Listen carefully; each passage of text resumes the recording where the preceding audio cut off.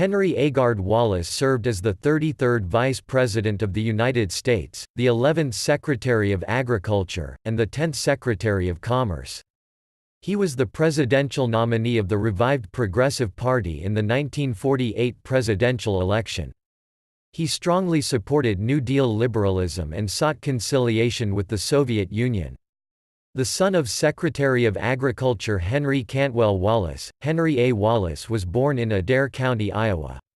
After earning a degree in animal husbandry from Iowa State University, Wallace worked as a farmer and as a newspaper editor.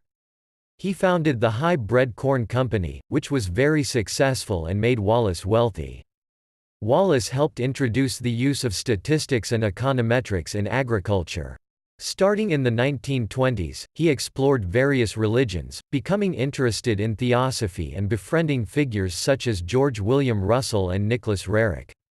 In 1933, President Franklin D. Roosevelt appointed Wallace as his Secretary of Agriculture.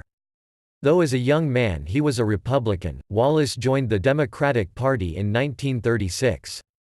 As Agriculture Secretary, Wallace sought to raise farm prices and supported the ever-normal granary concept. Vice President John Nance Garner had broken with Roosevelt, so Roosevelt selected Wallace as his running mate in his bid for an unprecedented third term. The selection of ex-Republican, non-politician Wallace upset many delegates at the 1940 Democratic National Convention. Wallace was nominated only after Roosevelt threatened to decline the presidential nomination. Roosevelt and Wallace won the 1940 election, and Wallace became vice president. By 1944, Wallace had won over most of the Democratic rank and file, but some key party leaders wanted him off the ticket. They persuaded Roosevelt to replace Wallace with Harry S. Truman. After Wallace's term as vice president ended, Roosevelt appointed Wallace Secretary of Commerce in March 1945, and Wallace continued to serve under President Truman after Roosevelt died the following month. Truman dismissed Wallace in September 1946 after Wallace made several controversial comments. Wallace became the editor of The New Republic and emerged as a prominent critic of Truman's foreign policies.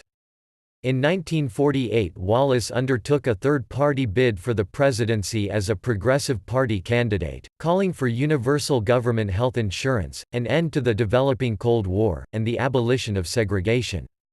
Accusations of communist influences and Wallace's association with theosophist figures undermined his campaign, and were based on the closeness with which he hewed to the Kremlin's party line and the number of Communist Party members and party liners manning the machinery of the campaign.